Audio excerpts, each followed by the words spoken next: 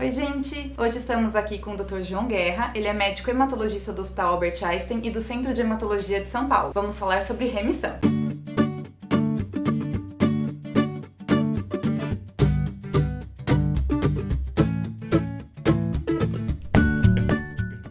Qual que é a diferença entre cura e remissão? Inicialmente, nossos agradecimentos à Brale pelo convite, um trabalho importante que vocês fazem, então é um prazer estar aqui. Toda vez que um paciente faz um diagnóstico de uma doença oncológica, ela tem um número de células que nós falamos aproximadamente 10 elevado a 12 células doentes quando faz o diagnóstico. Quando começa esse tratamento com quimioterapia ou com radioterapia, esse número de células vão caindo. Então, o objetivo é que se zere esse número de células. Então, durante o tratamento, esse número de células eles vão caindo e existem testes laboratoriais que detectam esse número de células. Quando nós falamos que esse paciente está em remissão, ele pode estar em remissão morfológica, ou seja, nós não conseguimos ver as células pelos métodos tradicionais no microscópio. Ele pode estar em remissão imunológica, ou seja, numa sensibilidade de 1 para 100 mil células, que ele identifica uma célula doente em 100 mil células, ele pode ter esse tipo de remissão e ele pode ter até uma remissão molecular, que a gente fala, ou seja, se a célula doente do paciente tem alguma alteração cromossômica que nós identificamos no diagnóstico, nós esperamos que no decorrer do tratamento, essa alteração cromossômica adquirida, ela suma. Nós não conseguimos identificar mais. Então, a remissão, ela tem vários tipos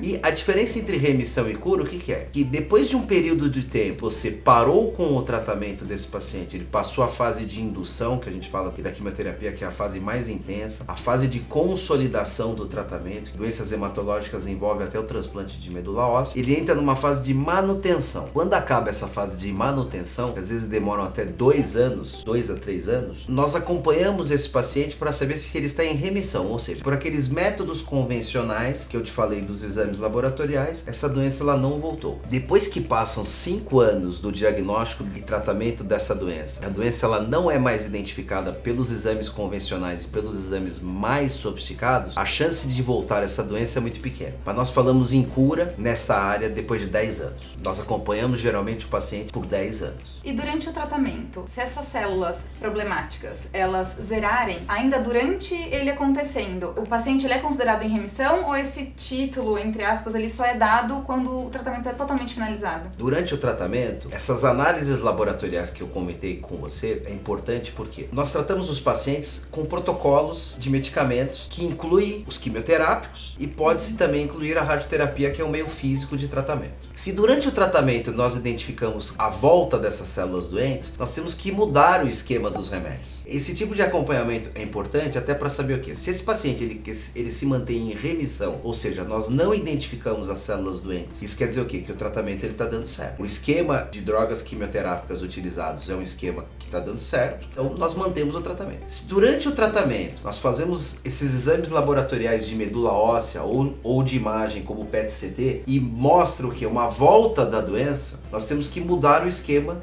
das drogas. Então, os tipos de medicação, elas agem de maneira diferente na destruição dessa célula. Esse tipo de informação da remissão também é importante para saber se nós estamos no caminho certo com o tratamento escolhido e para o paciente. Em relação a isso, agora eu estou no tratamento de radioterapia. Assim que terminar esse tratamento, eu sou considerada em remissão ou a gente espera para fazer um novo PET scan e ele dando zerado aí sim? Então, e pelo que você me falou, você tem um linfoma que tinha uma quantidade maior de doença e no mediastino, né? Então você tinha uma massa mediastinal. Na verdade, você tem uma doença de uma célula que nasceu na medula óssea, um linfócito B de bola, que é uma célula de defesa do organismo. E essa célula, por algum motivo, ela teve um crescimento desordenado nos gânglios e também na região e do mediastino.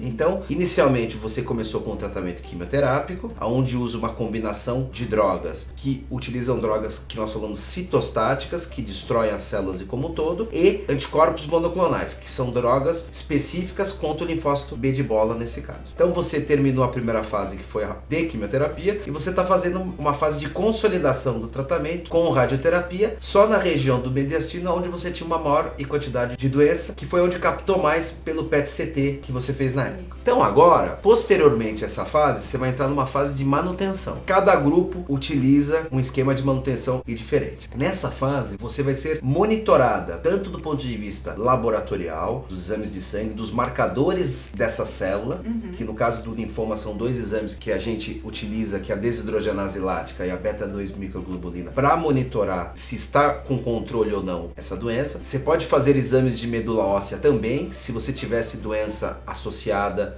no diagnóstico, onde a célula doente ela foi identificada nos gânglios e na medula óssea. E você vai fazer o exame de imagem também, que é o PET-CT, para saber se você está em remissão ou não. Então, esse acompanhamento inicial vai ser mais intenso nos primeiros 5 anos, e depois os próximos anos, os próximos outros 5 anos é menos intenso. Você acaba não fazendo exame radiológico de uma maneira indiscriminada, até para não ficar recebendo radiação de uma maneira indiscriminada. Então hoje a gente seleciona o exame de PET-CT, a gente não faz tudo para todo mundo a toda hora. Então hoje há um controle maior desse exame. E se por acaso nesses exames por 10 anos não apresentarem nada, você é considerada curada. Então não existe uma regra, varia conforme o acompanhamento do paciente. Não Varia tem um conforme... tempo exato, não tem Exatamente. Então basicamente a gente controla o paciente depois dessa fase que você vai acabar de consolidação da radioterapia. A gente acompanha esse doente no começo até mensalmente, depois ele está indo bem bimestralmente, trimestralmente, e você vai aumentando o tempo e de acompanhamento. Cada serviço varia de acordo com o diagnóstico inicial do paciente. Então, ou seja, doenças mais agressivas, a gente acaba acompanhando o paciente mais de perto, que a gente sabe que a chance de voltar à doença é maior. Dependendo da sua resposta, bimestralmente exame de sangue e PET semestralmente, mas isso varia de acordo com cada serviço e de cada realidade. A gente sabe que no serviço público acaba sendo uma realidade, no serviço privado outra, mas via de regra você acaba passando, põe na sua cabeça aí, a cada 2 meses em consulta, mais exames laboratoriais, e o PET a cada 6 meses.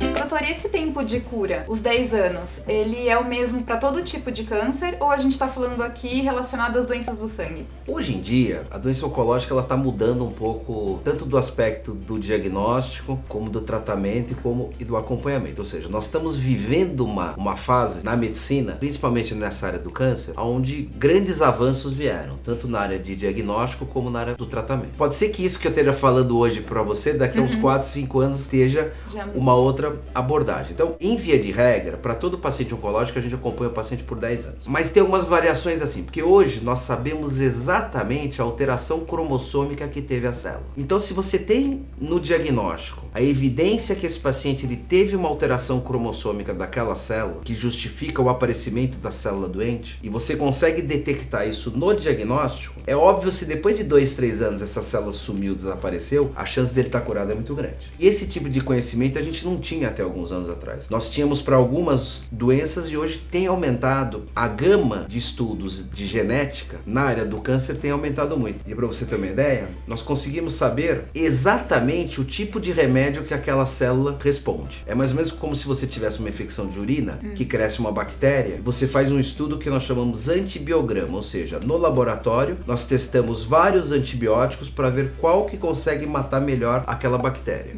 Hoje na área do câncer, nós já temos isso. A gente já tem um tipo de situação onde você, em laboratório, cultiva aquela célula doente e faz algumas análises com vários tipos de quimioterápicos para saber exatamente qual que ele responde. Então, aquela tentativa que a gente fazia no passado, quando nós não tínhamos esse conhecimento, está mudando. Você já começa dando o remédio que o paciente ele responde melhor. Então, isso é uma coisa que tem acontecido mais nos países da América do Norte, nos últimos 3, 4, 5 anos, e isso está chegando também em nosso meio. Então, vai mudar um pouco a abordagem do paciente. Fora isso, hoje nós temos drogas que, além de destruir a célula, elas agem tentando consertar o problema genético da célula, no DNA da célula. Nós temos uma outra classe de drogas que agem na parte imunológica da célula, porque a célula é que nem a gente, ela tem nome e sobrenome. E hoje nós conseguimos, através da membrana da célula e do núcleo, saber exatamente o nome e sobrenome dessa célula. E hoje nós temos medicamentos monoclonais que se ligam exatamente nesse tipo de célula específica. São os medicamentos que agem diretamente naquela célula e doente. Isso é uma outra classe. Existem várias classes de medicações novas hoje que já foram estudadas e já estão sendo usadas na prática. Na área do linfoma foi uma revolução esses medicamentos biológicos. Muda conforme, inclusive conforme o subtipo. Inclusive conforme o subtipo. Pode ser que todo esse acompanhamento ele mude agora nos próximos anos. Mas eu acho que hoje, para vocês aqui, nós temos que falar que por via de regra a gente acompanha esse paciente no mínimo 5 anos, mas o ideal seriam 10 anos, Até porque toda vez que você é submetido a um tratamento com químio e com radioterapia, você pode ter consequências no futuro. Por isso que o acompanhamento médico é fundamental para todo tipo de paciente oncológico, né? Você pode ter problemas hormonais, você pode ter problemas outros imunológicos e até problemas na própria medula óssea em decorrência do tratamento com químio e com radioterapia que você fez. O acompanhamento pela doença mesmo é por 10 anos, mas você é um paciente que vai ser sempre acompanhado de uma maneira... Depois de 10 anos, eu brinco, você vai acompanhar com quem? É com o seu ginecologista, mas ele vai ter que estar atento ao seu hemograma. Vou ter sempre esse fator no meu histórico que tem que ser considerado. Exatamente. Isso daí é uma coisa que você superou tudo, mas você precisa estar sempre atenta mais pra frente a isso. E esse medicamento, sendo cada vez mais específico, ele ajuda também a evitar uma retomada da doença? Ele ajuda a evitar a retomada da doença. Isso é o que a gente espera, porque assim, em medicina, menos de 10, 20 anos de experiência é muito pouco. E essas drogas nós temos aí, entre estudo clínico e validação na prática, nós temos drogas aí com 5 anos, com 10 anos. Mas são bem novas, né? São novas. Então, é por isso que eu comecei a minha fala explicando isso. Nós estamos vivendo uma revolução nessa área. Então, nós vamos ter que estar acompanhando como é que vai ser o acompanhamento desses pacientes com essas novas medicações, mas o que nos traz uma grande esperança, porque hoje, sem dúvida nenhuma, nós estamos curando mais gente, nós melhoramos a qualidade de vida das pessoas, sem dúvida nenhuma, né? Eu tô vendo você hoje aqui que tá em tratamento, super bem, enfim. Então, isso sem dúvida já é uma revolução nessa área. E nós esperamos que com todo esse conhecimento de genética, da parte imunológica, da parte também de qualidade de vida do paciente, isso vai se interagir para que você tenha bons resultados curto, médio e longo prazo. Ser médico. Paixão. Paciente em remissão. Parceria. E paciente curado? É o sonho realizado. Bom, então espero que a gente entre o quanto antes em remissão, todo mundo rumo à cura. Doutor, muito obrigada pela participação, por esclarecer nossas dúvidas. Obrigado. E estamos à disposição e mais uma vez parabéns pelo trabalho da Abrale. Muito importante aí. Se você gostou do vídeo, deixa um like aqui pra gente. E por favor, se inscrevam no canal da Abrale. Participem. E deixem seus comentários aqui embaixo. Tchau, tchau. Beijo.